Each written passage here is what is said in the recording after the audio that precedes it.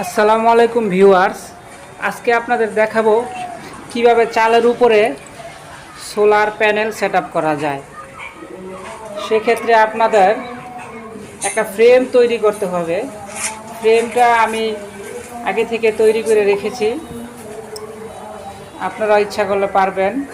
খুবই কম খরচে এই ফ্রেমটা তৈরি করা যায় আর খুবই মজবুত, যাতে আপনাদের তুফানে বা বাতাসে নষ্ট না হয়। সেই ক্ষেত্রে আপনাদের খরচ খুবই অল্প পড়বে। আর আচ্ছা, এখন আমরা দেখাবো কিভাবে ফ্রেমটা সেট আপ করব। ফ্রেমটা খুবই সুন্দর, আকর্ষণীয়। আমাদের সোলার প্যানেলটা এখনই আমরা লাগাবো এই ফ্রেমটার উপরে।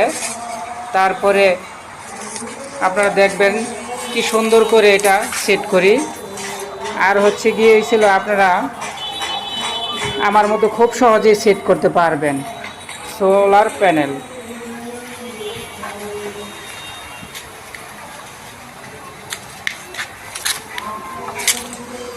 এখন আমরা সোলার প্যানেলগুলা সেট করব চালের উপরে, ঘরের চালের উপরে।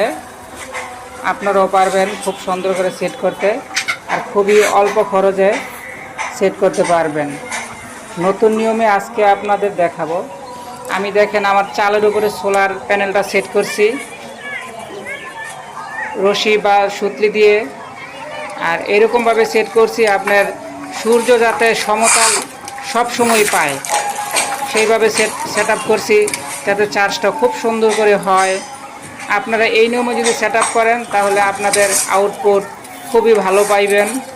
খুবই সুন্দর মতো সমতলভাবে বসাইবেন, যাতে আপনাদের সূর্য সকাল থেকে সন্ধ্যা পর্যন্ত একই নিয়মে পায়। তাহলে আপনারা রেজাল্টটা খুবই ভালো পাইবেন, আর খরচটা আপনাদের খুবই কম হবে সেট আপ করতে। এখানে কোনো লোহা বা অ্যাঙ্গেলের প্রয়োজন নেই, খুব অল্প খরচে এই সেট আপটা করা যায়। আর আউটপুটও খুব ভালো পাবেন, কারণ রৌদ্রটা যেহেতু সমতলে আছে, আউটপুট খুব ভালো পাবেন। দেখছেন আমার সেট আপটা খুবই সুন্দর হয়েছে। আর এখানে ছিঁড়ারও কোনো ভয় নেই। আর খুব শর্টকাটে ঘরের ভিতরে তার নিয়ে গেছি যেন আপনার আউটপুটটা ভালো পাই। দোয়া করবেন আমাদের জন্য। আসসালামু আলাইকুম, ভালো থাকবেন। Thank you for watching. Please like, comment, subscribe.